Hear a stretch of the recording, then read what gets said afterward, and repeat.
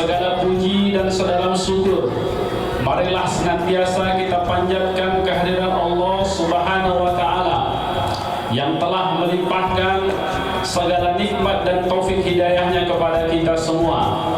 Alhamdulillah, pada hari ini, hari Jumat yang penuh berkah, Allah pertemukan kita di Masjid Al-Karomah BPKAD Provinsi Riau dalam rangka memperingati Maulid Nabi besar Muhammad sallallahu alaihi wasallam 1447 Hijriah di lingkungan BPKAD Provinsi Riau. Salawat berikan salam tak lupa pula kita hadiahkan kehadiran Nabi junjungan alam, manusia agung yang pada bulan ini kita peringati Maulid kelahiran Nabi besar Muhammad sallallahu alaihi wasallam. Bapak Ibu yang dimuliakan Allah Subhanahu wa Ta'ala, izinkanlah saya Sahran Ritonga memimpin dan memandu acara peringatan Maulid Nabi besar Muhammad sallallahu alaihi wasallam 1447 Hijriah di lingkungan BPKAD Provinsi Riau. Yang terhormat dan yang kami muliakan Al-Qaromah Al-Ustadz Dr. Haji Zulkarnain Umar MSI yang sudah hadir bersama kita di masjid ini, yang insya Allah akan memberikan tausiah Maulid Nabi besar Muhammad sallallahu alaihi wasallam. Yang kami hormati Bapak Kepala BPKAD Provinsi Riau, yang kami hormati Bapak Sekretaris BPKAD Provinsi Riau beserta seluruh kepala bidang dan pejabat eselon 4 di lingkungan BPKAD Provinsi Riau. Selanjutnya yang kami hormati Bapak Ibu pegawai di lingkungan BPKAD Provinsi Riau yang dirahmati Allah Subhanahu wa Ta'ala. Baiklah, untuk mendapatkan keberkahan acara kita pada pagi hari ini, marilah kita dengarkan bersama pembacaan ayat suci Al-Quran yang akan dibacakan oleh Adinda Suhardi Prama Surya. Kepada Adinda kami persilakan.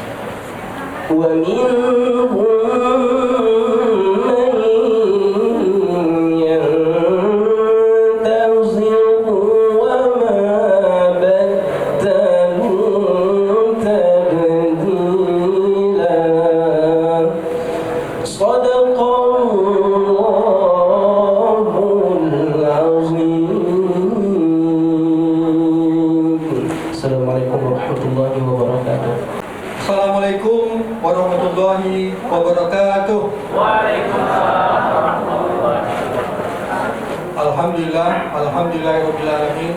Wassalatu wassalamu ala asrofil anbiya'i wal mursalin wa ala alihi wa sahbihi ajma'in. Amma ba'du. Yang sama-sama kita hormati Ustadz kita Pak Dr. Haji Zulkarnain Umar, inilah sudah hadir di tengah-tengah kita. Yang kami hormati Pak Sekretaris, para kepala bidang, kepala subbidang, ketua tim.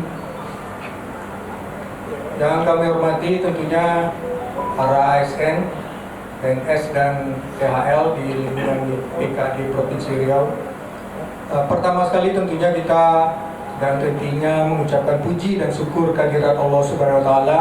Alhamdulillah pada pagi hari ini kita bisa berkumpul di masjid kita ini dalam rangka peringatan Hari Maulid Nabi besar Muhammad SAW tahun 1447 Hijriah. Salawat beserta salam kita sampaikan kepada junjungan kita Nabi besar Muhammad SAW dengan ucapan Allahumma sholli ala Muhammad wa ali Muhammad. Assalamualaikum ya Rasulullah. Bapak Ibu yang kami hormati, pada pagi hari ini kita memperingati Maulid Nabi besar Muhammad SAW. Peringatan Maulid ini mengenang kelahiran baginda Rasul, tepatnya tanggal 12 Rabiul Awal, yang tentunya kita peringati masih dalam suasana bulan Rabiul Awal, meskipun tidak tepat tanggal 12, tapi kita tetap memperingati. Peringatan ini membuktikan bahwa kita sangat mencintai Rasulullah SAW. Nah, bukti cinta kita ini nantinya kita harapkan dalam kehidupan sehari-hari kita teladani hal-hal yang sangat banyak beliau berikan, beliau contohkan kepada kita semua, terutama kita sebagai aparatur sipil negara. Banyak hal yang bisa kita petik bagaimana beliau sebagai seorang pemimpin, seorang yang menyampaikan banyak-banyak hal, terutama bagaimana membimbing, menjaga silaturahmi, menjaga kekompakan, yang tentunya kita harapkan ini bisa kita terapkan dalam kehidupan kita sehari-hari, terutama di lingkungan BPKAD Provinsi Riau. Karena bagaimanapun tugas kita ke depan ini semakin berat. Tentu kalau kita meneladani apa-apa yang sudah dicontohkan baginda Rasul, tugas berat itu bisa kita jalankan dengan sebaik-baiknya. Dan mudah-mudahan ini peringatan hari ini nanti kita dengarkan ceramah dari Ustadz, kita ambil makna dari peringatan Maulid ini dalam rangka bagaimana kita mengupayakan peningkatan kinerja kita di lingkungan BPKAD Provinsi Riau. Dan untuk itu mari sama-sama nanti kita mendengarkan tausiah dari Ustadz, dan pada kita semua mudah-mudahan apa yang kita lakukan pada pagi hari ini mendapat berkah dari Allah Subhanahu wa taala. Karena tadi Pak Hartono ketika mengambil apel juga mengingatkan kepada kita gitu. Kalau hari Jumat ini perbanyaklah bersedekah. Bersedekah itu tidak hanya materi gitu. Nah, bersedekah ya mendengarkan ceramah, mengingatkan teman-teman gitu. Ya, itu juga bersedekah. Senyum bahkan bersedekah gitu. Tapi jangan sering-sering senyum gitu sendiri. Baik, mungkin itu beberapa hal yang kami ingin sampaikan. Yang jelas kami mengingatkan kita semua untuk terus menjaga silaturahmi di antara kita, jaga kekompakan kita, dan mudah-mudahan kerja yang menjadi tanggung jawab kita, tugas, fungsi dan pokok kita itu bisa kita jalankan ketika kita senantiasa menjaga kekompakan di lingkungan kantor kita ini. Terima kasih, mohon maaf jika ada hal-hal yang kurang berkenan, dan terakhir kami mengucapkan terima kasih nih pada pengurus masjid sudah melaksanakan acara ini, meskipun sangat sederhana, tapi mari kita ambil makna dari peringatan Maulid Nabi Muhammad SAW. Saya tutup, billahi taufiq wal hidayah. Assalamualaikum warahmatullahi wabarakatuh. Ketupat terhidang di rumah makan. Senyum dan semangat Ustadz Dr. Zulkarnain Umar memanglah mantap. Tausiah dan ilmunya siap kami dengarkan. Untuk itu kami silakan Al Ustadz Dr. Zulkarnain Umar untuk memberikan tausiah agama peringatan Maulid Nabi besar Muhammad sallallahu alaihi wasallam. Kepada Al Ustadz kami silakan. Bismillahirrahmanirrahim. Assalamualaikum warahmatullahi wabarakatuh. Waalaikumsalam warahmatullahi wabarakatuh. Dari Pekanbaru ke Basilang, singgah sebentar di Pasir Pangaraya. Dari sambutan dan jawaban salam, ketahuan Bapak Ibu belum sarapan. Karena yang kuat itu cuma Bang Sahran. Yang lain itu sudut, silakan sarapan. Apa kabar Bapak Ibu semua sehat?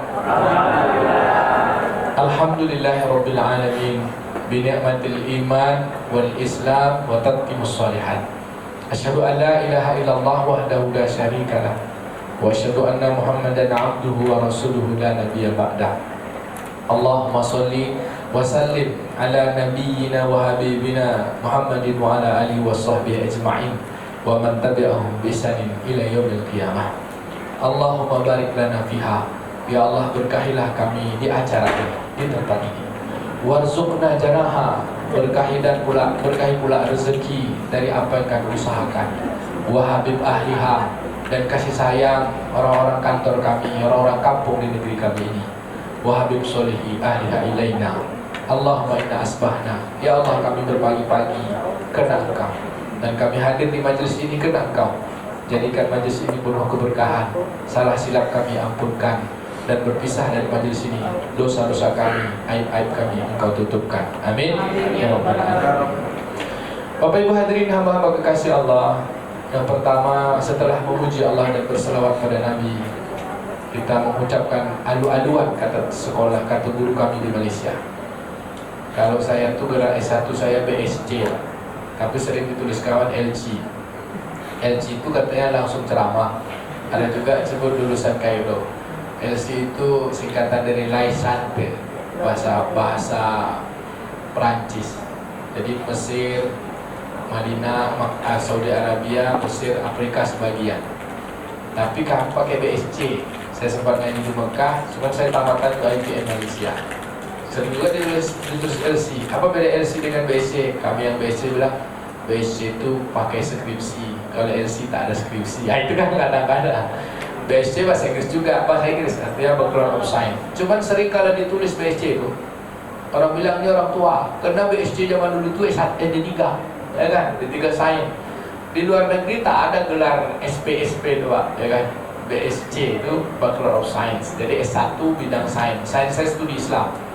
MSI saya studi perencanaan. S3 saya bidang komunikasi pembangunan, bidang pengembangan masyarakat. Baik, Bapak Ibu, kenapa tak ditulis satunya segan? Karena nanti orang bingung, apalah BSC ini. Semoga ini sering dihilangkan. Bapak Ibu yang dimuliakan Allah, kemudian kita hormati yang sama-sama kita muliakan Kepala Badan Bapak Indra SE MSI. Beliau ini Ketua Umum Masjid Raya An-Nur pada zamannya. Ya. Beliau waktu jadi ketua tak lama, memang setahun lebih, tapi terasa masjid itu giroh dakwahnya, kemudian pembangunannya. Satu ruangan yang berkesan kami, ruangan aula yang 20 tahun tak diperbaiki, lalu diperbaiki jadi cantik. Alhamdulillah rapat kemarin, aula ini dah boleh kita jadikan tempat walimah dan tempat seminar, tapi dengan syarat aturannya kita buat. Dulu tak sempat buat walimah, kenapa? Ditolak karena banyak berpakaian yang tak cocok, kemudian musik-musiknya tampil tak cocok. Kami baru pulang dari Pontianak ketika itu. Rupanya Pontianak itu pesta di masjidnya, Masjid Raya itu antri 2 tahun, Pak. Jadi dari usaha walimah itu saja masjid sudah tercukupi dana. Ini nak masjid masih nunggu juga ACC BPKAD, baru cair usah-usah. Ya kan? BPKAD telepon, biro kesra, tunggu BPKAD, kan? Memang An-Nur, Nurwaton, Mapolri itu gantungnya di sini. Yang sama-sama kita hormati Bapak Bendahara Masjid Raya An-Nur di zamannya, Pak Sekretaris, ya kan? 2 periode, Pak. Bapak Haji Isban Saputra, kemudian Bapak-Bapak Kabin, ada Bang Haji kami ini. Tak nampak saya tidak ada Bang Arkot. Beliau ini suami WR2 kami. Jadi sama-sama pejabat. Istrinya orang nomor 2 di Universitas Riau, beliau orang nomor 2 pula di sini. Nomor 2, nomor 3. 1, 2, 3, 4, 5, 6. Seluruhnya lah. Bapak-bapak yang lain saya tak mampu sebut namanya. Kemudian Bang Syahrani Ustaz kami di PUI, Persatuan Umat Islam Indonesia. Beliau pengurus juga. Pantunnya belum bisa dapat saya balas. Selanjutnya Bapak Ibu, Abang Kakak, seluruh yang hadir, yang besar tak dapat saya bawa gelar, yang kecil tak dapat saya panggil nama. Semoga Allah berikan keberkahan dari semua urusan-urusan kita, insyaAllah. Amin. Ngaji kita Maulidun Nabi, Maulidun Rasul. Pertama, tentang hari lahir Nabi terjadi ikhtilaf tentang tanggalnya. Terjadi khilafiyah di antara ulama. Kitab yang saya baca 5. Bapak Ibu pernah baca kitab sejarah Nabi 5? Satu di antara kitab yang paling masyhur sekarang judulnya Rohiqul Maktum, ditulis oleh Syekh Syabdur Rahman Mubarakpuri. Kemudian 4 kitab yang saya baca lagi, Haulal Ihtifal Bizikra Maulidun Nabi Asy-Syarif Nabi Muhammad SAW. Kalau bisa nyebutkan judul yang nomor 2 ini saya kasih 50.000. Ada bisa? Haulal Ihtifal Bizikra Maulidus Syarif Nabi Muhammad sallallahu alaihi wasallam. Apalagi nanti terakhir kasih 50.000 ya. Kitab yang paling panjang judulnya, ditulis oleh Syekh Said Alawi Al-Maliki Al-Hasani. Ngapa saya sebut kitab? Saya tak mau ngaji cuman terocos saja ceramah. Jadi mesti ada kitab yang sumbernya. Tidak membawa gaya berpikir sendiri, tapi berpikir yang memang ditulis ada sanad dari ulama yang sampai dalilnya pada Nabi SAW. Yang kedua, kitab Al-Wafa, tebalnya 1400 halaman. Setebal ini lah. Ditulis oleh Imam Ibnu Jauzi. Sudah ada terjemahannya. Yang ketiga, kitab tua. Di antara yang 3 ini kitab tua dikompilasi oleh Syekh Said Al-Ja'far Al-Barzanji. Kita kenal namanya kitab Barzanji. Orang Melayu di kampung kami tak pandai baca kitab Barzanji, disebut bukan orang Melayu, Pak, di Timilahan khususnya. Karena saya kampung saya Indragiri Hilir, kampung mak saya, kampung bapak saya Kuansing. Kalau di Inhil, ini Maulid Pak, hari raya ketiga. Sama seperti di Mesir. Di Mesir itu Maulid ini hari raya ketiga. Sampai orang-orang yang tak menang mengatakan ini Maulid bid'ah, ini Maulid bid'ah. dibikin pula hari raya ketiga. Tapi di dalam kitab Haulal Ihtifal bi Zikra Nabi Muhammad SAW ditulis oleh Syekh Alawi, hukum maulid itu kenapa dia disebut hari raya ketiga? Karena tidak akan ada hari raya Idul Adha, tidak akan ada hari raya Idul Fitri, tidak ada solat, tidak ada Al-Quran diturunkan kalau tidak Nabi Muhammad dilahirkan. Nah, itu dalilnya orang mengatakan ini bukan soal ibadah, tapi dia soal ekspresi cinta yang disampaikan oleh Pak Kabar tadi. Yang keempat, kitab yang paling masyhur, tipis sekali kitabnya, tak lebih dari 60 halaman, tipis, 40 halaman. Judulnya Maulid Bashir wan Nazir. Kitabnya tipis, tapi belum ada terjemahannya. Adanya bahasa Arabnya. Kalau Bapak Ibu mau, nanti saya kirim PDF-nya. Tapi tulisan Arab undun. Saya yakin Bapak Ibu bisa bahasa Arab. Yang paling masyhur setiap hari Bapak Ibu baca Assalamualaikum Bismillahirrahmanirrahim. Itulah bahasa Arab yang paling hebat kita. Selebih pada itu kita Arab maklum aja. Baik Bapak Ibu, apa isi dari semua kitab itu? Dari 5 kitab yang saya baca, hanya 1 kitab yang menyebut Nabi lahirnya tak tanggal 12. Dan kitab itu juara 1 penulisan kitab Maulid Nabi, tetap sejarah Nabi. Itulah yang ditulis Syekh Syaifur Rahman Mubarakpuri, judulnya Rahibul Makhtub, yang sekarang kitab itu viral. Kalau Bapak Ibu buka Facebook, ada yang lagi baca nangis, itu dia. Saya punya teman di jalan Paus, di jalan Tapah, dekat Masjid Nurul Muslimin, tatonya sepanjang tangan, Pak. Sepanjang tangannya tato. Kemudian hijrah, ketemu di masjid, bawa anaknya ngaji. Jadi anaknya ikut tahfiz. Saya tanya, gimana cerita Bang hijrah? Dulu Ustaz, waktu ngantar anak pagi-pagi sekolah hari hujan lebat, singkat saya masih di rumah sini. Hari hujan lebat, masuk saya dalam masjid, tak ada yang bisa dibaca. Awak tak pandai aja Quran, katanya. Sebata-bata adalah buku terjemahan, rupanya buku sejarah Nabi. Saya baca kitab tu, saya bawa, sudah hari bentil hujan reda, saya bawa pulang. Yang namanya preman kan tak main Inggris, misi, main bawa ya. Maka sampai kitab buku itu dibaca, beliau nangis terisak-isak. Itulah kitabnya Rahibul Makhtub. Viral sekarang kitabnya. Tapi di antara perbedaan pendapat tentang tanggal lahir Nabi, tidak ada perbedaan tentang bulan dan hari. Bedanya satu tanggal 12, satunya tanggal 19. Dan dua-duanya sama-sama hari Senin. Kemudian tidak ada beda pada bulannya, yaitu bulan Rabiul Awal pada tahun 570 Masehi, disebut juga tahun gajah. Jadi artinya di negeri-negeri yang melaksanakan Maulid, perayaan Maulid atau peringatan Maulid, itu mereka tidak melihat hari, tapi mereka melihat bulan. Kalau di Timilahan, Pak, sepanjang bulan ini Maulid Nabi. Saya baru pulang dari 3 provinsi, dari 2 provinsi lah. Satu Dumai, bukan Dumai Seriau, Dumai 4 hari, Timilahan 4 hari, Jawa Barat 4 hari. Luar biasa memang peringatan Maulid di Timilahan itu. 1 hari sampai masjid putar-putar. Ustaz Nazil Adul Muluk tak pulang-pulang seminggu lama. Sana ya dia ajak bupati bawa buk-wabuk sama Pak Sekda keliling. Saya bilang panen Ustaz ni. Apa ibu yang dimuliakan Allah? Okey, pertama, apa hukum memperingati Maulid? Dia sesuatu yang baik dan kebaikannya mengantarkan kepada kebaikan. Kenapa? Karena sumber kebaikan itu adalah baginda Nabi SAW. Hukumnya jadi sunat karena dia kebaikan. Kita tidak mengkhususkan dia sebagai ibadah, tapi bentuk ekspresi cinta kita kepada Nabi SAW. Maka ditanya, ngapa kalian maulid? Karena mencintai Nabi SAW. Siapa yang pertama kali buat maulid? Kan itu dulu. Siapa yang pertama buat maulid? Datanglah fitnah. Katanya yang pertama sekali buat maulid, bagi yang memfitnah maulid itu bid'ah. Bid'ah itu sesat-sesat masuk neraka. Mudah-mudahan tak ada di sini, Pak. Kalaupun ada di sini, kita sudah berapa kitab dibaca, nanti kita usah kalah, ya kan? Nah, yang pertama kata mereka yang memfitnah itu, katanya Sultan Al-Muzaffar dari dinasti Fatimiyah. Mereka adalah Syiah. Setelah kita susuri silsilah Sultan Al-Muzaffar, bukan Syiah, dia Ahlus Sunnah wal Jamaah. Dia adalah kakak ipar, adik ipar dari Sultan Salahuddin Al-Ayyubi.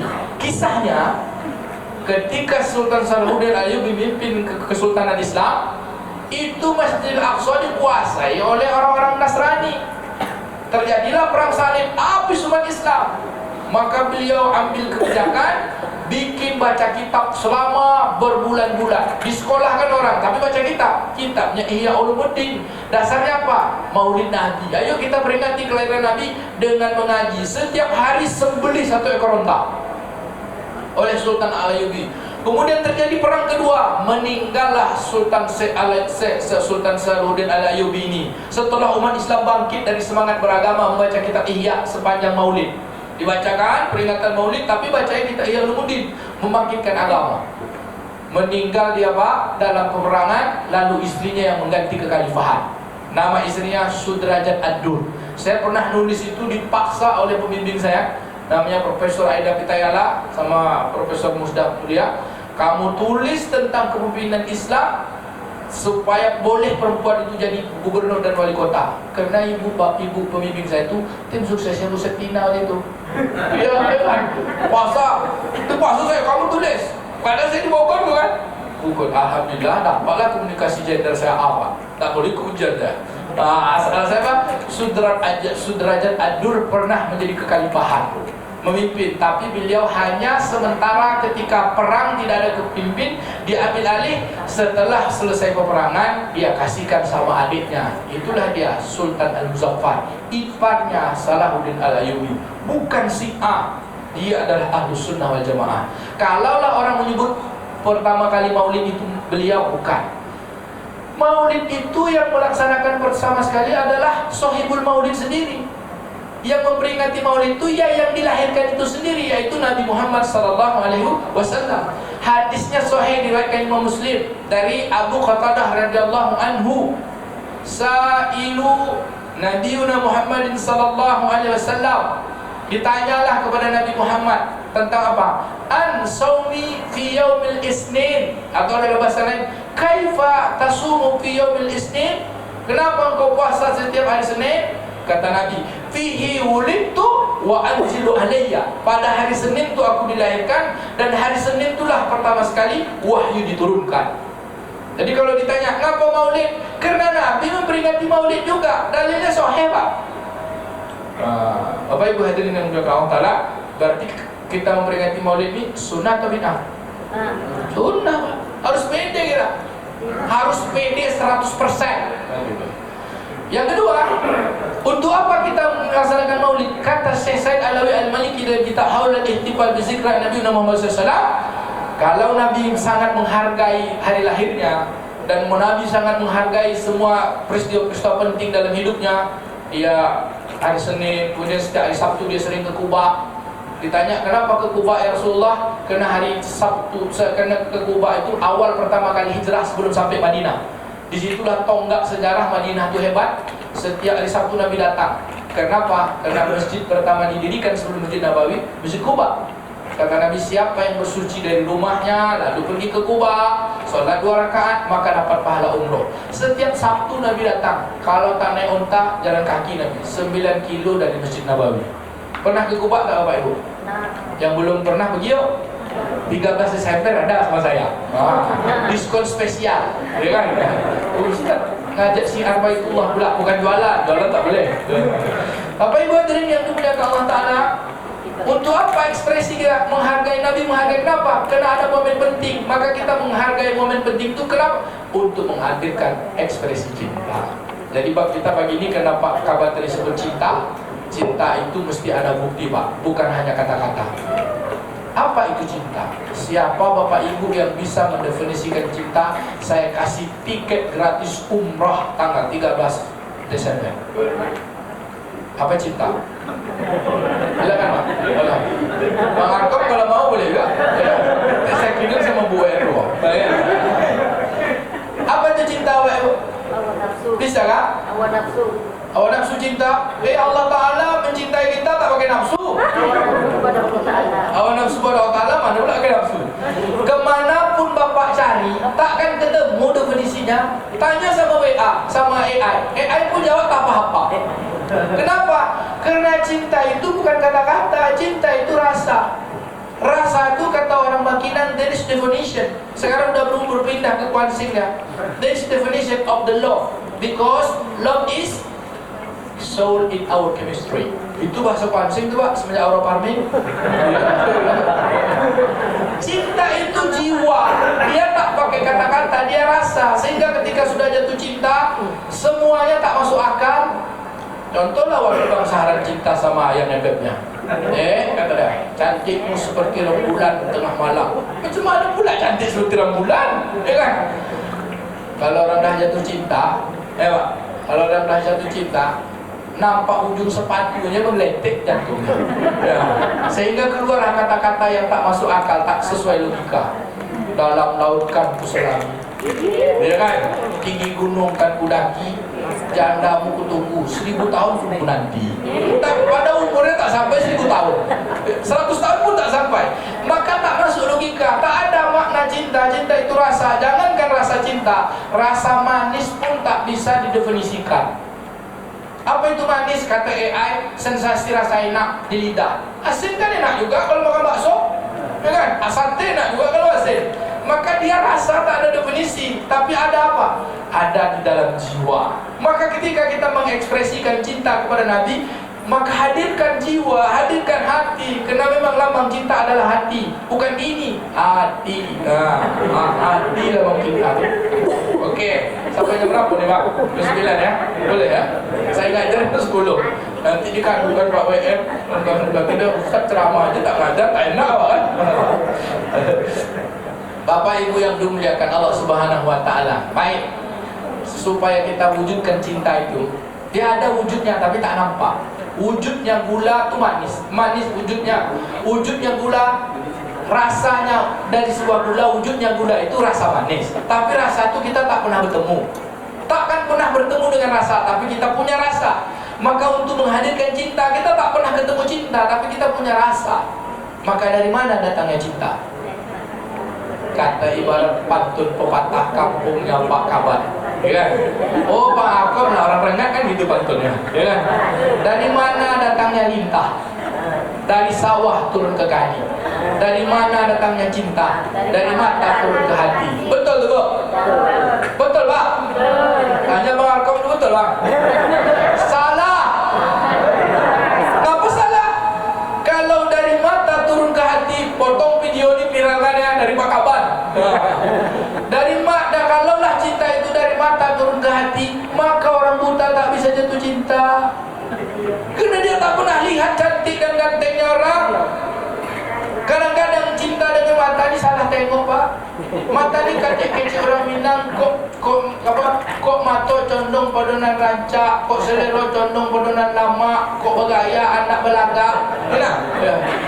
Makanya kalau mata ni mencintai, orang buta tak bisa. Orang buta sebut pun istrinya cantik ganteng, tak pernah dia lihat. Makanya salah mata memandang bapak-bapak disebut mata keranjang, salah mata memandang ibu-ibu disebut mata duitan. Dua-dua aja cuma. Tapi supaya jangan salah, jadi suami pandailah cari duit, jadi istri pandailah bersolek, supaya mata ibu cuma mandang suami ibu, mata bapak keranjangnya sama ibu aja. Bukan salah tuh, ya kan? Silakan, jangan sampai pula ini enggak ada. Bapak mata keranjang, kenapa? Keranjangnya ke orang lain, coba ke ibu. Jak bersoleklah ibu aja bila hari-hari. Ini enggak ibu, pulang kerja langsung ganti baju daster, koyak pula sini ya. Macam mana suami mau nengok ibu terus? Lah salah pandang apaan? Pandang orang lain, pandang istri sendiri meleleh air mata, pandang istri orang meleleh yang udah as. Balik kita kepada bab cinta. Ternyata cinta itu bukan pandangan mata, Pak. Cinta itu yang paling betul dalam filsafat kita. Dari cinta itu diawali dengan kenal. Tak kenal maka tak sayang maka tak cinta. Kalau tak cinta kepada Rasulullah, kita takkan dapat syafaat. Maka hukum mencintai Nabi itu wajib jiddan setelah mencintai Allah. Sangat wajib, bahkan lebih wajib daripada mencintai mak, bapak, ibu, anak, bahkan seluruh umat manusia. Hadisnya sahih diriwayatkan Imam Bukhari dari Sayyidina Umar radhiyallahu anhu. Saya potong aja hadisnya dalam dialog sebenarnya. Kata Nabi, la yu'minu ahadukum hatta akuna ahabba ilayya min waladihi min walidihi min nafsi wa min nasi ajma'in. Tidak sempurna iman seorang kalian sampai ia meletakkan cintanya, hatta akuna ahabba ilayya, sampai ia meletakkan melebihi cintanya kepada ayah maknya, melebihi cintanya kepada anak-anaknya, melebihi cintanya pada dirinya, bahkan melebihi cintanya kepada seluruh umat manusia. Kenapa? Karena tak ada satu pun manusia bisa dapat syafaat kecuali atas izin Allah kepada Nabi Muhammad yang diberi rahmat. Lalu bagaimana kita mengenal Nabi agar wujud cintanya? Kita tak pernah jumpa Nabi. Maka ayat yang tadi dibaca, Pak, siapa Nabi itu? Banyak ayat sebenarnya. Ada 5 ayat tentang keistimewaan Nabi. Tapi kita baca aja yang ayat 21 tadi, surah Al-Ahzab. A'udzubillahi minasyaitonirrajim. Laqad kana lakum fi Rasulillahi uswatun hasanah liman kana yarjullaha wal yawmal akhir wa dzakarallaha katsira. Sungguh benarlah, kebenarannya tak bisa dibantah, karena kebenaran yang sudah pasti. Sungguh kebenarannya tak bisa dibantah. Fi Rasulillah, pada diri Rasulullah, uswatun hasanah, ada suri tauladan yang mendatangkan pahala kebaikan. Baik pada diri Nabi bukan senang, baik pada diri Nabi itu adalah semuanya, baik senang, baik susah, baik dalam keadaan apapun dia dapat hasanah. Apa itu hasanah, Bapak Ibu? Hasanah itu pahala. Maka Nabi Muhammad itu pada dirinya ada pahala. Untuk siapa? Liman kana yarjullah, bagi siapa yang menginginkan pertemuan dengan Allah. Saya tanya Bapak Ibu, mau ketemu sama Allah tak? Tidak ada pertemuan yang paling indah kecuali pertemuan dengan Allah. Liman kana yarjullah wal yawmul akhir, dan orang-orang yang pasti akan bertemu dengan hari akhirat. Hari akhirat itu bukan hari selesai, Pak. Hari akhirat itu adalah hari yang ada permulaan tapi tak ada kesudahan. Dunia ini permulaan tapi ada kesudahan. Apa kesudahan dunia? Habis saja. Apa itu dunia? Tempat tinggal sementara. Semuanya main-main saja. Contoh, punya harta, ujung-ujung harta jadi rongsokan. Tadi pagi saya lewat lah di belakang jalan SMA 8. Ada di belakang jalan apa namanya, jalan kecil, lupa lah saya jalannya. Jalan Pandan. Nampaklah saya mobil Twin Cam Jamal. Di zaman tua tu kami sekolah SMP dulu, nengok Twin Cam tu mewah, Pak. Ini Twin Cam dah jadi rongsokan. Di zaman itu mewahnya. Apa kesudahan dari harta-harta mewah? Habis jadi rongsokan. Dunia ini kan. Nah, maka jadikan dunia ini sebagai alat untuk kehidupan yang ada awalnya, tak ada sudahnya. Tadi saya tu ada baca situ. Kita sering mikir hidup enak, tapi kenapa kita tak mikirkan mati enak? Hebat kali Tuhan. Ya kan? Siapa yang hidup enak? Orang yang lupa akan kehidupan akhir. Karena bagi orang beriman, senangnya bagi orang-orang kafir. Apa penjaranya? Seenak-enaknya kita di sini, tetap belum enak. Seenak-enaknya, sesenangnya dunia ini belum senang. Kenapa? Kesenangan bagi orang beriman itu surga. Apa itu surga? Wala ainun ra'at wala udhunun sami'at wala khatir fil qalbil bashar. Tak pernah terlihat mata, tak terdengar telinga, tak terlintas di hati. Macam mana surga itu? Mari persiapkan kepada orang yang pernah melihat surga. Dialah Nabi SAW. Baik, macam mana supaya kita kenal? Sudah kenal Bapak Ibu sama Nabi belum? Kan syarat untuk menumbuhkan cinta itu kenalan. Tak bisa cinta kalau tak kenalan. Kan seperti bapak saran dulu sama orang rumah kan, boleh kenalan, dia kan kenalan dulu. Tak boleh, tak jadi cinta. Ya, bapak kenal dengan Pak Kaban tu, kenal. Kaban mana? Kaban BPKAD. Baik orangnya, baik. Siapa namanya? Itu nama, itu saya tak tahu. Kenal tak kalau tak tahu nama? Tahu kan tak kenal.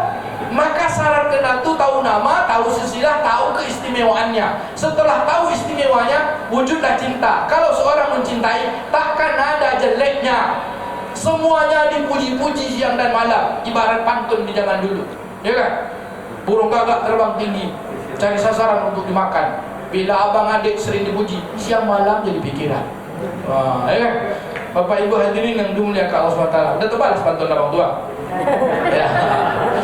Baik, maka syarat kita untuk cinta pada Nabi kenalan. Maka maulid Nabi ini adalah mengingat hari lahirnya. Maulid adalah mengingat lahir. Maulid, milad lahir, yaumul milad, yaitu yaumul maulid, hari dilahirkan.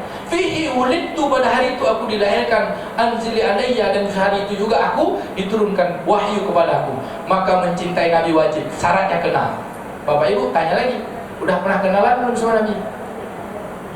Kita mau kenalan dengan urusan ekonomi kita, habis kitab ekonomi itu kita bahas sampai dapat gelar Profesor Doktor bidang ekonomi. Tapi ekonomi itu hanya sementara, Pak. Bahkan dalam teori pengembangan masyarakat, teori pengembangan, kebutuhan ekonomi itu sebab kebutuhan sosial. Apa parameter sosial? Apa parameter ekonomi? Parameter ekonomi kan pendapatan, pengeluaran, ya kan? Sandang, pangan, papan. Parameter sosial, hidup, sehat, senang, ya kan? Pendidikan. Kebutuhan hidup kita pertama itu kan sosial. Ingin interaksi antara diri kita. Tak ada kebutuhan sosial sebelum takkan ada kebutuhan ekonomi kalau tak kebutuhan hidup. Maka kadang-kadang kita kan mau belajar ekonomi, saya tak ingin nyinggung Pak Kapan nih. Kita lah, ya kan? Saya ekonomi juga, Pak, tapi studi Islam. Kita sibuk belajar ekonomi, tapi kita lupa kepada yang penting dari itu semua, yang mengajak kita kepada kebaikan ekonomi. Siapa? Rasulullah. Rasulullah itu ahli ekonomi, Rasulullah itu ahli kedokteran, Rasulullah itu ahli strategi. Semuanya kepada Rasulullah itu ahli. Kenapa? Karena dia wahyu diwahyukan. Bapak Ibu udah pernah kenalan sama Nabi belum? Belilah bukunya. Karena kalau dibahas 5 kitab Tuhan ini, Pak, takkan selesai sampai sore. Saya bacanya bulan-bulan yang 1400 halaman, Pak. Al-Wafat judulnya. Atau yang tipis itu lah kita bahas nih, sampai jam 9 teng selesai. Bapak Ibu hadirin yang dimuliakan Allah Ta'ala, sudah kenalan kita sama Nabi. Sejak kapan? Sejak lahir. Kena kenal tak bisa lihat, kenal didengarkan. Makanya kata Nabi, ibrahu sibyanikum. Dengarkan setiap bayi yang baru lahir apa? Azan. Tapi sekarang dah ada pula pengajian, katanya mengazankan bayi lahir itu bid'ah. Bid'ah itu sesat masuk neraka. Jadi kalau diam tak masuk neraka, ya kan? Lebih sunnah pula lagi katanya mengasih makan tahnik. Tahnik itu bukan bayi baru lahir, bayi yang setelah diakikah, tentu dah berapa hari. Kalau baru lahir kasih kurmanya, tercekiknya, Pak. Ya kan? Bapak Ibu yang dimuliakan, hadis sahih itu mengazankan bayi itu dari Imam Hakim dalam kitab Al-Mustadrak disebutkan oleh Ibunda Fatimah ketika Hasan dan Husain lahir, Nabi azankan telinga kanan, kau makan telinga kiri. Di antara kalimat azan itu ada kan mengenalkan Nabi, asyhadu anna Muhammadar Rasulullah. Nah, bersaksilah bahwa ada Nabi yang diutus, nabinya terpuji, diutus oleh Allah untuk apa? Untuk jalan keselamatan. Apa jalan keselamatannya? Ayo dia ngajak kita sholat. Menanglah Allah yang Maha Besar. Tak ada seluruh urusan kita, ekonomi kita, pertanian kita, perikanan kita, usaha apapun di dunia ini, tujuan kita hanya la ilaha illallah. Maka Nabi SAW itu diutus oleh Allah Ta'ala mengantarkan kepada kita kebaikan hasanah. Hasanah itu berujungnya pertemuan pada Allah. Pertemuan pada Allah sebelum mati itu dalam sholat. Pertemuan kepada Allah, jiwa raga kita, badan kita mungkin tak ketemu, tapi jiwa kita ketemu. Untuk berjumpanya itu di dalam jiwa. Maka ucapan iman itu kan jiwa. Maka kalimat iman itu adalah la ilaha illallah. Nabi diutus 13 tahun di Madinah, di Makkah. 9 tahunnya hanya ngajak la ilaha illallah, la ilaha illallah, la ilaha illallah. Udah kenal belum? Dah. Baik, kita bahas. Fi Rasulillah uswatun hasanah. Pada diri Nabi itu terdapat hasanah. Bapak, dulu sebelum saya baca kitab, sebelum dibimbing oleh Syekh Nuruddin guru kami, saya pahamnya uswatun hasanah itu hanya amal. Apa yang diamalkan Nabi itu jadi contoh tauladan, itu yang saya paham. Kan gitu yang kita paham selama ini kan? Apa yang dibuat Nabi jadi tauladan. Bapak Ibu, ternyata bukan yang dibuat saja. Kan di dalam ayat itu fi Rasulillah, pada diri Rasulillah itu uswatun hasanah, tauladan yang baik. Diri Nabi itu bagi dua, ada zahir, ada batin, ada jasmani, ada rohani. Jasmani Nabi itu saja mengantarkan kebaikan sebelum lagi perbuatannya. Maka disebut dalam kitab Basyiri wan Nazir, Ibunda Aminah ketika melahirkan diriwayatkan dari Ummu Syafa' maknya Abdurrahman bin Auf. Kata Ibunda Aminah, aku menanggung dia nih tak ada berat terasa seperti wanita-wanita yang lain. Kalau wanita yang lain kan mengidam, ibu terasa nih, bapak tak terasa. Kalau udah ngidam ibu, kadang-kadang permintaannya di luar nalar, di luar nulur lagi. Bang katanya, dulu waktu kita pengantin baru bang, pernah makan bakso di Duri bang. Di Duri makan bakso ya kan? Dia ngidam hamil 2 bulan. Bang, boleh kita makan bakso yang di Duri itu bang? Nyebutnya jam 9 malam pula. Sekarang Bang Ade tak bisa makan. Itu Pak Isman langsung bunyikan mobil berangkat ke Duri. Sampai di Duri yang tempat bakso dulu bang, nanti baru selesai kuahnya satu. Bang baliklah bang, dapat kuah bang. Alhamdulillah. Kenapa berat mengandung tu kan Allah sebut wasainal insan wa fisaluhu wa wasainal insana hamalat ummuhu wahnan ala wahnin. Kami wasiatkan kepada manusia ibunya yang telah mengandungnya selama 2 tahun, mengandungnya selama 9 bulan, berat bertambah berat. Tapi Bunda Aminah tak berat.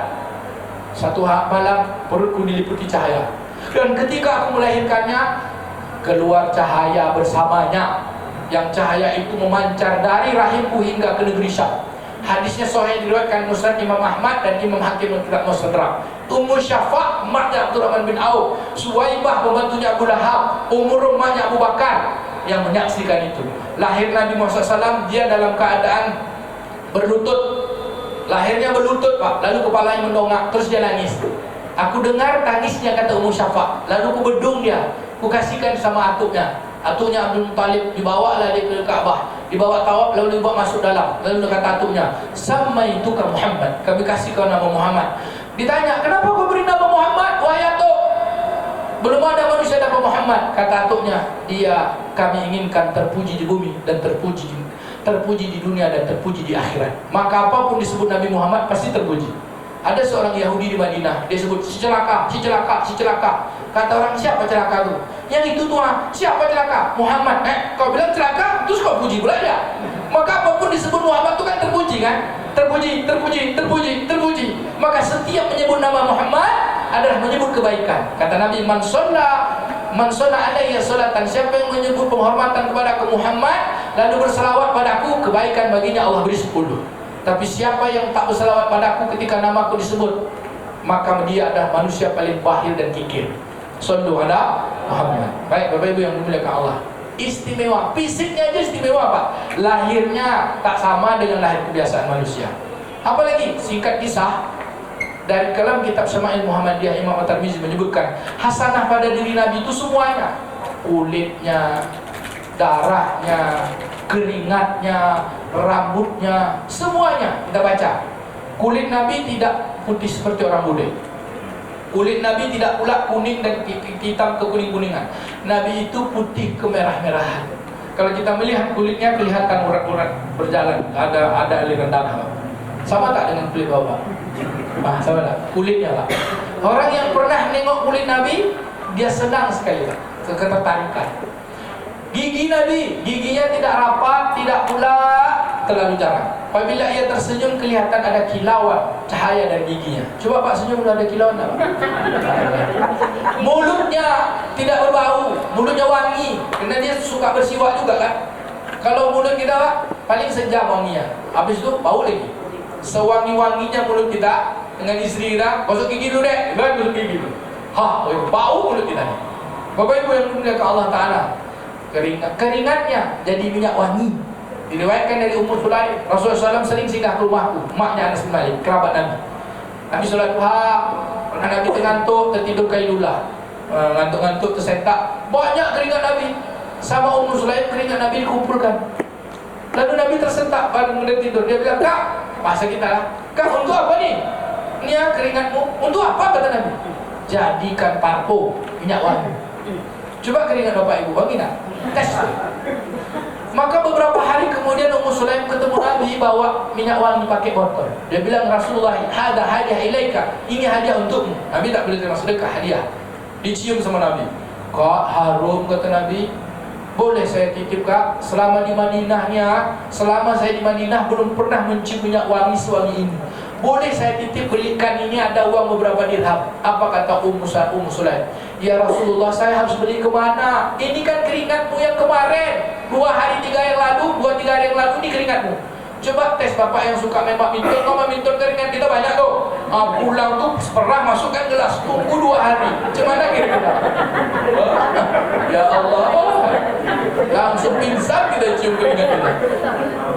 Saya tadi bangun subuh jam 4, terus mandi, pergi kajian di masjid Nurul Ikhlas dalam Pandan tu kan, pulang karena masjid saya pakai jaket tebal tadi, agak tebal jaket saya, berkeringat lah. Pulang saya sebentar nak ke sini tu, saya tengok, dah tak enak badan saya, mandi saya lagi. Begitulah bau, sejam juga, 2 jam juga, bau badan kita. Rasulullah kata Anas bin Malik, Zaid bin Harithah, Abdullah bin Umar, Abu Hurairah, kalau kami duduk-duduk Masjid Nabawi, tercium aroma wangi, Rasulullah datang. Begitu Pak, wanginya lebih wangi dari misik, dari minyak kasturi. Kita kalau cium, ini bau bakwan atau bau selalau? Nah kan gitu, yang kena dah kotak dan buka selalau isi Pak. Dia cium bau makanan coba kita. Bapak Ibu yang dimuliakan Allah, apalagi keringatnya wangi, itu fisiknya Pak, fisiknya aja sana. Darahnya Pak, jadi syafaat, diminum oleh 2 orang. Tapi minumnya ekspresi cinta. Pertama Abdullah bin Jubair, ketika Nabi berbekam di Madinah, kata Nabi, Abdullah bin Jubair. Kalau Abdullah kan kalau bahasa kita sidul bagaimana kan? Betul. Buang darah bekamku ini ke tempat orang tak lihat. Maka pergilah Abdullah bin Jubair ke belakang Masjid Nabawi. Masjid Nabawi itu kan 22 kali 15 kan, sebesar Raudhah itu. Maka pergi dia ngendap tahu? Nah, ini bahasa kampung kami orang ngendap nama, bang? Ngendap tu sembunyi-sembunyi supaya orang tak lihat. Maka dia lihat ke depan, lihat ke belakang, tengok ke kiri, tengok ke kanan. Akhirnya diminum darah itu semuanya. Kelihatan sama Anas bin Malik, dikejar sama Anas bin Malik. Wahai Abdullah bin Jubair, celaka kau. Nabi perintahkan, tapi kamu lakukan yang berbeda dari perintah Nabi. Ati Allah wa atiur Rasul, taatlah pada Allah dan taat pada Rasul. Kau tak taat nih, celaka kau. Kau tak taat nih, kata. Kalau tahu orang kau, celaka kau. Marah-marah dia Pak. Dia aja Abdullah bin Jubair, lalu dikadu-kadukan sama Rasulullah ya. Dia jumpa Rasulullah, kata dia, ya Rasulullah, Abdullah bin Jubair lain yang kau perintahkan, lain pula yang dia lakukan. Kata Nabi, panggil dia. Panggillah. Kata Nabi, ya Abdullah, kenapa? Dia bilang, ya Rasulullah, engkau perintahkan pada aku suruh buang darah ini ke tempat orang tak lihat. Aku tengok ke depan, belakang, kiri, kanan, kemanapun aku buang, pasti dilihat orang. Maka yang tak ditengok orang itu Rasulullah dalam perutku. Dalam perut kan tak ada lagi orang tengok. Lalu Nabi tanya, kenapa kau minum? Limaza tasraddam? Kenapa kau minum darahku? Apa kata beliau? Ana habba ilaika ya Rasulullah, aku mencintai. Sungguh kata Nabi, seseorang yang dalam tubuhnya ada darahku, diharamkan api neraka menyentuh tubuhnya. Malik bin Sinan ketika perang Uhud, kepala Nabi kena rantai besi itu, mencabutnya tak bisa pakai tangan, pakai gigi. Ketika dicabut tersembur darah Nabi, dia minum darah Nabi itu. Nabi tanya, kenapa kau minum? Ana habba ilaika ya Rasulullah. Kata Nabi, kalau kalian tengok ahli surga ni, Malik bin Sinan. Pak, darahnya aja sebab kita diselamatkan. Apalagi kulitnya, cerita Ukasah kan? Saya singkat, Ukasah kan dah sering kita dengar tuh. Saking cintanya dia dengan Nabi, dia pura-pura lah membalas dendam. Kerana Nabi waktu perang Badar pernah mempecut kudanya. Kuda itu kena kepecutan, perpecutan itu kena punggung dia. Rasulullah, saya membalas dendam katanya. Tapi ternyata dia hanya ingin mencium punggung Nabi. Ketika dia cium punggung Nabi, dia nangis. Sampai dia katakan, kalau tak gini aku tak dapat mencium punggungmu ya Rasulullah. Dicium, ditanda khataman Nabi, tanda stempel kenabian. Apa kata Nabi? Kalau kalian mau lihat ahlul jannah, ini Ukasah. Bukan soal mereka berlebih-lebihan pada Nabi, tapi begitu cintanya kena pada diri Nabi itu hasanah semua Pak. Lalu orang datang tanya, macam mana sama kencing Nabi? Dalam kitab dapat ikut akbar tulis Pak, ada sahabat yang penasaran gitu. Air ludah Nabi jadi obat Pak. Air ludah kita Bu, kalau kita luka kasih ludah, infeksi Bu. Iya. Air ludah Nabi jadi obat di sumur Ja'ronah. Kalau kita pergi di Ja'ronah dekat pemakaman Badar Sahab Syuhada Hunain itu ada sumur Nabi ludah situ. Air itu banyak jadinya. Maka ada yang nanya dalam satu safar, mereka penasaran macam mana lah kencing Nabi. Kalau kencing kita kalau zaman tahun 90 80 Pak, direngat di Temilahan tuh istilahnya ada WC terpanjang di dunia Pak, di sungai. Ya kan, sampai sekarang pun masih ada. Atau kalau di Rohit, WC terbang sama WC tempurung Pak, WC helikopter. Mampailah ke kebun tuh. Tetap nampak juga, ya kan? Nah, kalau di kampung mak ayah saya memang Dari dulu sampai sekarang masih ada tuh Pak. WC sambil cerita lah Pak pagi tu. Orang Kuansing di Batang Kuantan duduk lah. Dia tak apa main cerita lah tu Pak. Dia dah timbul lah belakang dia geser-geser tu. Tak pula tersinggung orang Kuansing lah. Bapak Ibu, Rasulullah ingin tengok, sahabat-sahabat ingin tengok Nabi tu. Maka setelah Nabi masuk ke tempat buang air tu, keluar, dikejar Pak. Sekali ditengok tak ada. Kemana? Maka diriwayatkan, jadi bumi ni tak mau aib Nabi itu nampak. Maka ditelan Pak, hilang, bersihkan. Adalah sahabat Nabi namanya Hasan bin Sabit.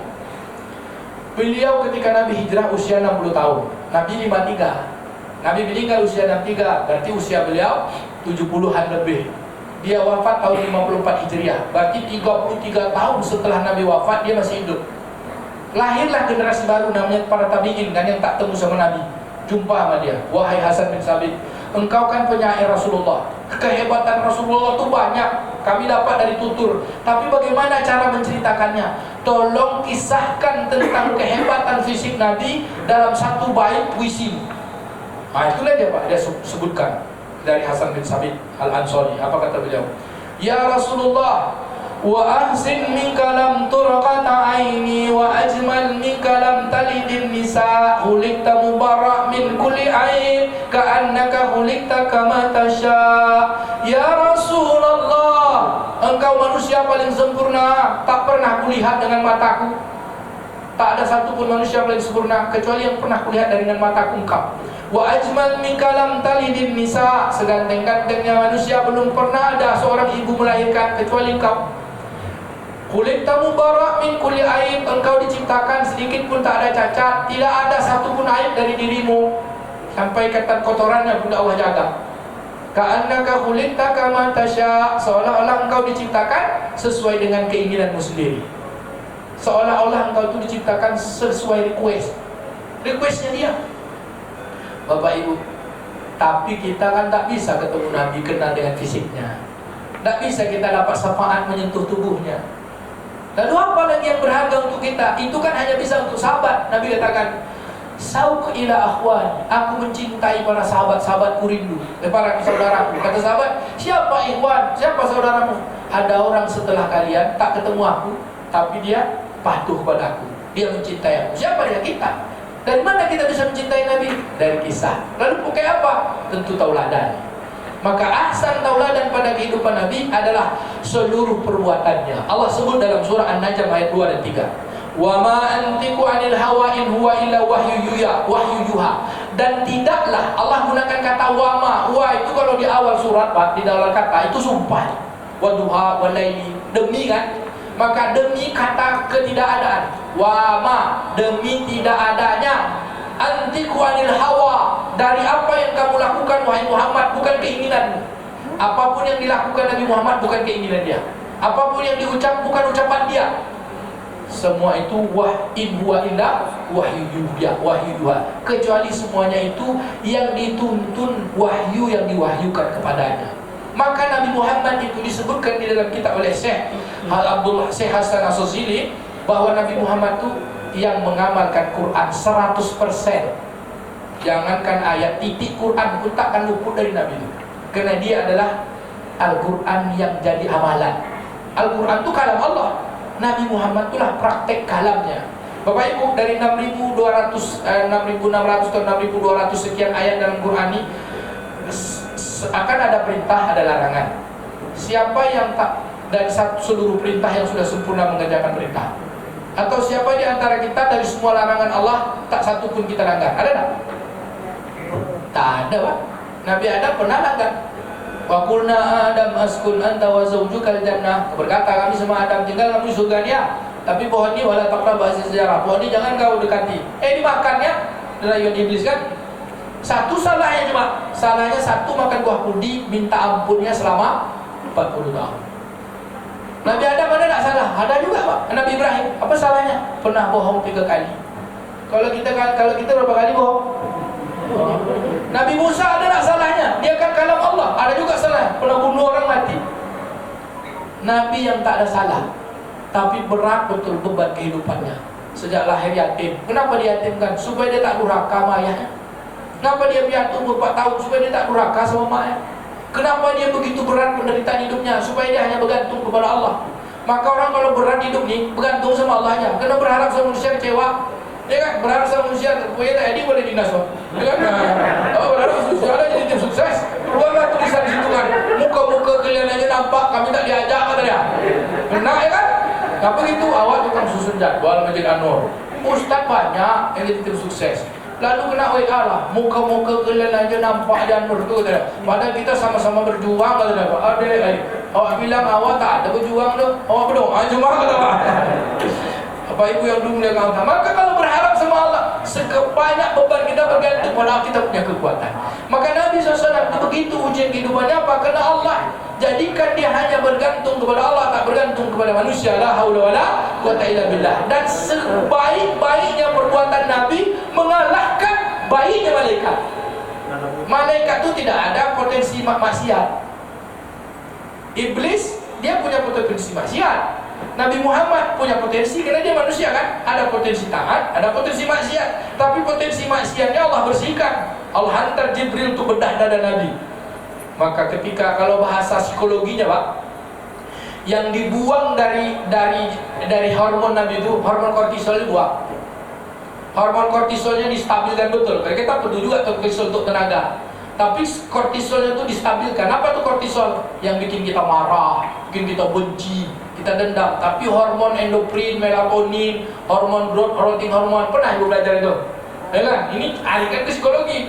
Nabi itu manusia yang paling sempurna. Dia kalau kita tes tipin, tak ada orang hasil tes tipin itu. Nabi itu konteksnya intuitif, energi. Dia dari dalam diri itu. Kalau kita kan ada extrovert, leadership, macam-macam lah modelnya. Kalau Nabi itu, jari Nabi itu hanya, kan di tipin itu dari Nabi. Ukiran jari Nabi itu beda dengan seluruh manusia. Dia diciptakan dari ukiran itu nampak, udah. Apa dia orangnya? Intuitif, calmship, semuanya kenapa? Memang datang dari wahyu ya Pak. Semuanya wahyu. The all life in Nabi Muhammad SAW adalah wahyu dari Allah Subhanahu Wa Taala. Baik. Dari semua tuntunan Nabi yang jadi tauladan, apa yang paling penting? Yang menghadirkan sifat utamanya pertama, sifat Nabi apa? Siddiq. Jadi jujur itu dari mana? Kan dari perbuatan. Tak tiba-tiba orang jadi jujur. Kan itu tadi, kita kan harus jujur kan? Nabi itu pernah tak bohong? Tak pernah. Malaikat yang begitu baik pernah protes sama Allah.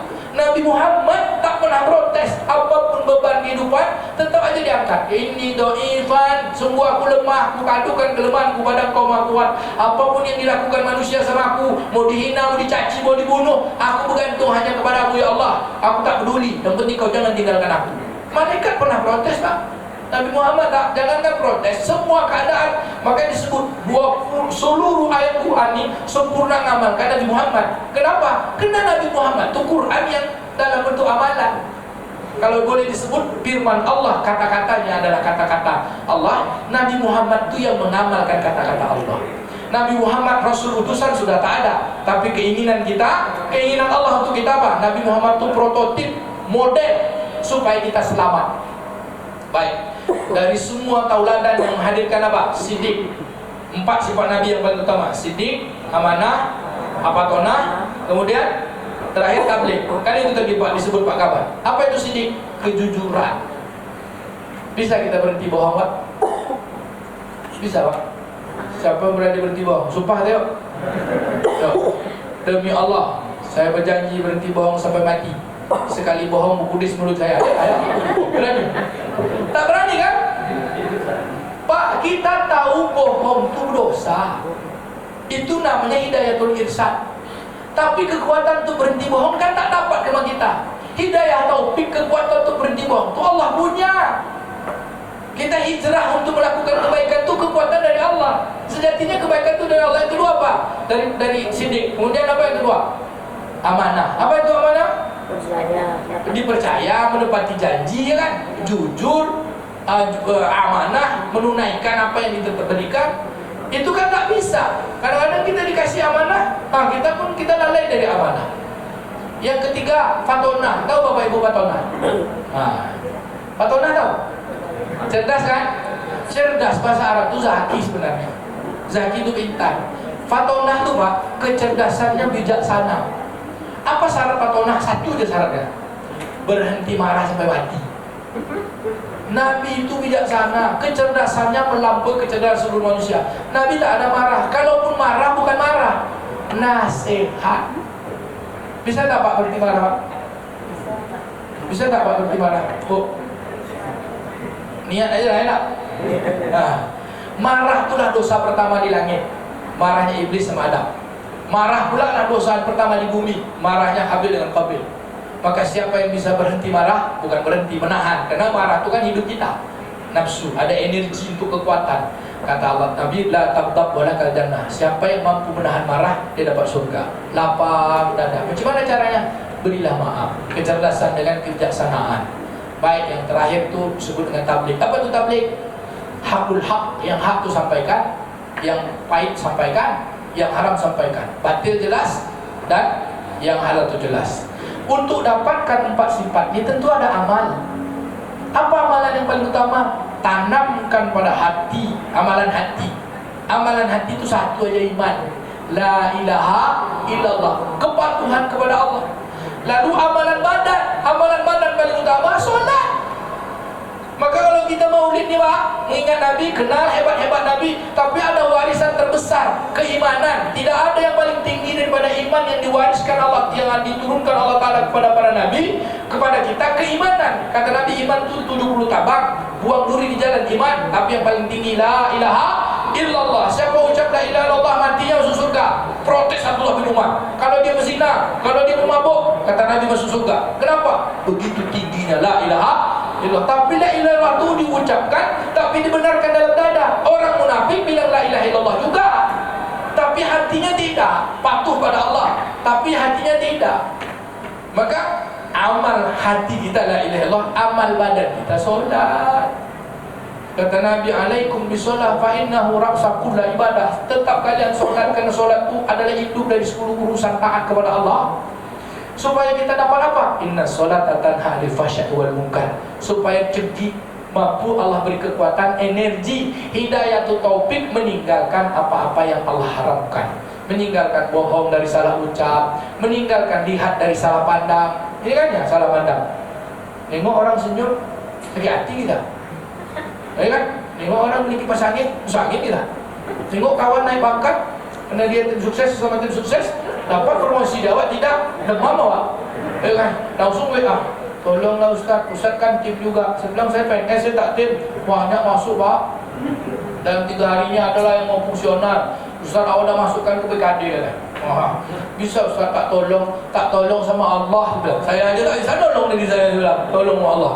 Bapak Ibu yang dimuliakan Allah Ta'ala, maka kekuatan energi itu adalah dalam solat. Kalau kita tersambung sama Allah, maka Allah akan urus urusan kita. Saya tutup. Seperti apa solat itu dengan amalan badan? Boleh, ini filosofi ya, falsafah ilmu tasawuf. Pak, Bu, ada kalimat gini, kalau kita menyatu dengan alam semesta, ikutilah alam semesta ini, menyatulah, pasti enak. Kan gitu kan Pak? Kalau sudah menyatu dengan alam semesta, kita ikuti iramanya, kita akan dapatkan semua. Tapi yang namanya alam kan sudah juga. Kita ini mikrokosmik, alam semesta makrokosmik. Maka kalau menyatu, bahasa Arabnya jima, bahasa Indonesianya setubuh. Bersetubuh kita dengan alamnya, semua yang ada di alam ini bisa berkhidmat dengan kita. Bersetubuh kita dengan istri kita, maaf nih, tak ada yang paling enak di dunia ini, kata Sayyidina Ali, kecuali ketika suami istri dalam cintanya dia bersetubuh. Setubuh itu maknanya kan sebadan. Bapak dengan ibu itu satu badan. Nabi Adam itu dengan Ibunda Hawa itu kan badan dia juga. Diciptakan Allah Ta'ala dari tulang rusuknya. Maka ketika menyatu itu apa? Untuk meneruskan Adam berikutnya. Maka ketika kita menyatu dengan alamnya apa? Bertanggung jawab kita, sindik amanah, menyatu kita dengan alam. Jangan rusak alam. Jangan ada kita melanggar apa-apa dalam bentuk aturan. Kan itu menyatu. Menyatu dengan alam saja indah. Makroskosmik dengan mikroskosmik. Sama-sama mikroskosmik, suami istri enak, tapi batasnya sampai apa? Dia berkesudahan. Enaknya sementara Pak. Baik. Kalau mikroskosmik dan makroskosmik bersatu, alam besar, alam kecil, atau alam kecil sama alam kecil. Enak Pak, enak. Tapi berapa sanggupnya kita? Capek kan kita kan? Menyatu dengan alam capek, menyatu suami istri capek. Coba, paling seminggu sekali, enak. Tapi ada menyatu yang tak pernah capek, menyatu dengan pencipta, tak bersetubuh ruh dengan roh. Pak, itu apa saya? Paham Bapak Ibu? Tak ada kenikmatan kecuali menyatunya antara pencipta Khalik dengan makhluknya. Ruh kita diciptakan dan dia kekal. Dari mana? Dari yang ditiupkan. Kenapa itu tak menyatu? Kalau menyatu dengan alam, kita berusaha, kerja, dapat ini, dapat ini. Maka bernyatu dengan Tuhan hanya satu Pak, solat. Kan berhubungan. Solat itu artinya menyambung antara kita dengan Allah. Maka kata Nabi, tetaplah dengan solat. Maka yang menyatukan tubuh akan habis, tapi ruh akan kembali. Kalau dia satu, tahu dia tempat pulang. Maka tak ada yang paling penting dari syariat Nabi SAW agar kita jadikan dia tauladan, supaya semua urusan kita nanti mencontoh. Makan, minum, urusan lainnya tuh ngikut nanti tuh Pak. Perbaiki sholat, perbaiki sholat, perbaiki sholat. Ini gara-gara beralih tinggal sholat Pak. Gara-gara beralih pesanding 100 pasang pengantin di Pekanbarunya kami teliti, 20 pasang cuma sholat zuhur, 80 tak sholat. Untunglah responden kami itu tak ada Bapak Ibu sini. Bapak Ibu ini sholat kan? Waktu pengantin sholat Bu. Apa alasannya? Pakai bedak, acara ganggu. Saya diundang ceramah di Hotel Pangeran. Ceramahnya jam 12, nak mau saya bilang jam 12.07 masuk sholat zuhur. Kalau gitu skip, datang saya 1:30 setelah saya sholat di Akram Munas. Lupa belum mulai acara. Saya tanya sama IO, udah mulai? Belum. Ngapa? Pengantin sholat. Kalian? Kami masih sibuk Pak. Sibuk acara. IO pula yang ngatur sholat. La ilaha illallah. Gara-gara beralih tinggal sholat. Yang parahnya bukan pengantin, mak bapak pengantin pun ikut tak sholat. Yang jaga hidangan tak sholat, juga parkir tak sholat. Berdoa pula situ bangsaran di tengah. Ya Allah, gabungkanlah dua pengantin ini seperti kau menggabungkan, menyatukan Adam dan Hawa, seperti Nabi Muhammad dan Khadijatul Kubra. Amin. Kata undangan datang 1:30. Apa kata malaikat? Pren, dia minta seperti Nabi Muhammad sholat zuhur tidak. Ini yang belum pengantin, tengoklah nih sholat zuhur. Sholat zuhur tinggalkan demi pengantin. Tapi tak ada satupun orang sibuk. Pengantin kah, acara kah, rapat kah, olahraga kah, semua katanya mampu meninggalkan sholat. Tapi kalau sudah sesak tak ada satupun yang mampu menunda. Ada tak orang bilang, nanti aja lah, saya lagi bersanding nih, nanti aja lah bisa? Berserak Pak, berserak. Betul. Saya tutup, artinya apa Bapak Ibu? Kita ngakunya mentauladani Nabi, tapi syariat terbesarnya belum kita tauladani. Kita tahu dia punya istimewa, dia akan beri syafaat, dia rahmat bagi alam semesta, tempat rahmat masuk surga. Tak dapat rahmat Allah kalau kita tak sholat.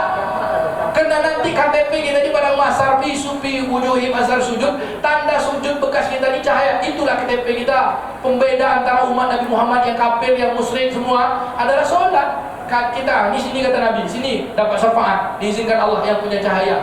Ngaku-ngaku lah umat Nabi Muhammad. Ya kan orang Nasrani juga umat Nabi Muhammad.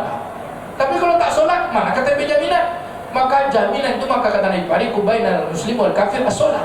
Bapak Ibu tolonglah perhatikan sholat. Anak-anak kita umur 7 tahun ajarkan sholat. 10 tahun tak sholat pukul. Ini dah 40 tahun tak sholat, gimana mukul ya? Iya Pak, enak. Sibuk acara tinggal sholat, tapi tak ada satupun yang mau meninggalkan WC. Maaf ya, maaf saya agak kasar sedikit, karena saya baca kitab Imam Ghazali. Orang hidup dengan dunia ini sebenarnya sibuk dengan WC aja Pak. Ya kan? 3 kali sehari ke WC. Ke masjid tak ada. Bisa pula ke WC 3 kali setiap hari. Ke masjid setahun sekali, pas hari raya pula. Depan pula tu paling depan. Bapak Ibu, maaf ya, sibuk acara, kita tak bisa meninggalkan WC, tapi bisa meninggalkan sholat. Maaf.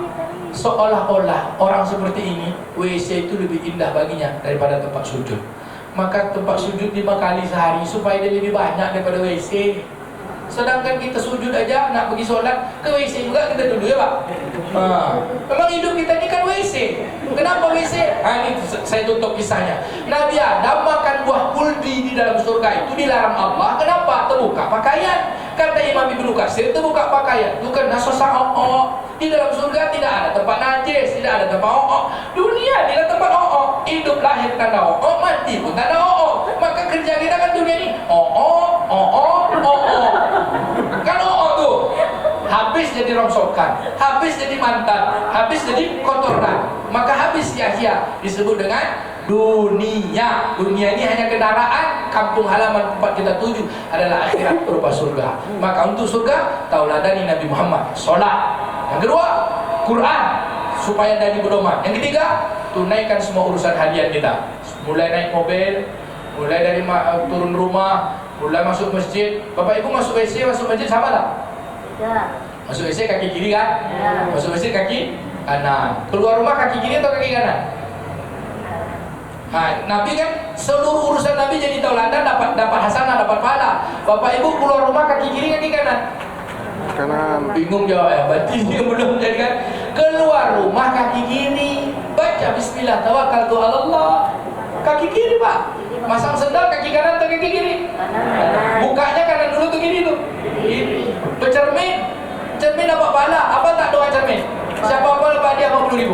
Alhamdulillah kamu kata berupa simbologi. Minta sama Pak ini. 50.000 sama.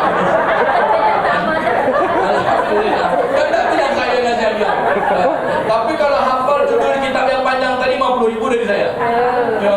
Awal itibal bisikrat Nabi Muhammad SAW. Ya. Bapak Ibu yang dimuliakan Allah Ta'ala, mudah-mudahan kita bisa mentauladani semua urusannya lah. Tapi dari mana semua itu dapat tenaga? Dari sholat. Jaga sholat ya. Umur 7 tahun, umur 10 tahun, sampai mati pegangan kita.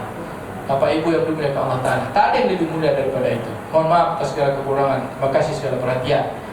Tanda ekspresi cinta yang terakhir adalah dengan memuji. Tak ada aib, pujian. Pujian bahasa Arabnya sholawat. Kenalan, tauladani, berikan pujian. Allah pun memujinya. Maka hari Jumat ini banyak-banyaklah memujinya. Sallallahu ala Muhammad, sallallahu alaihi wasallam, sallallahu ala Muhammad, sallallahu alaihi wasallam. Ya Nabi salam alaika, ya Rasul salam alaika, ya Habib salam alaika, salawatullah alaika. Ada pujian yang dibaca dalam sholat, itu namanya maksud. Ada pujian yang dibaca di luar sholat, itu pujian dalam bentuk ucapan-ucapan penghormatan. Yang di luar sholat itu banyak. Silakan bersyair, bersyair untuk Nabi agar Allah pun memberikan kemuliaan untuk kita. Dari Pekanbaru ke kota Mekah, singgah sekejap di Jeddah. Kalau memang benar kita umat Rasulullah, mencintai Rasulullah, maka setiap urusan jangan lupa baca bismillah. Nanti minum, baca bismillah. Thank you for your coming today. See you the next time if you have time and I have time. Kita tutup dengan doa kafarah majelis. Subhanakallahumma wa bihamdika asyhadu an la ilaha illa anta nastaghfiruka wa natubu ilaik. Demikian, terima kasih. Mohon maaf. Assalamualaikum warahmatullahi wabarakatuh. Alhamdulillah, terima kasih Ustaz atas ilmu dan hikmah yang diberikan. Semoga apa yang Ustaz berikan dapat kita amalkan dalam kehidupan kita sehari-hari. Amin ya rabbal alamin. Bapak Ibu yang dimuliakan Allah Subhanahu wa taala, maka selesailah acara rangkaian kegiatan peringatan Maulid Nabi besar Muhammad sallallahu alaihi wasallam 1447 Hijriah di lingkungan BPKAD Provinsi Riau. Kami dan seluruh panitia memohon maaf atas segala kehilapan dan kesalahan. Billahi taufiq hidayah. Assalamualaikum warahmatullahi wabarakatuh.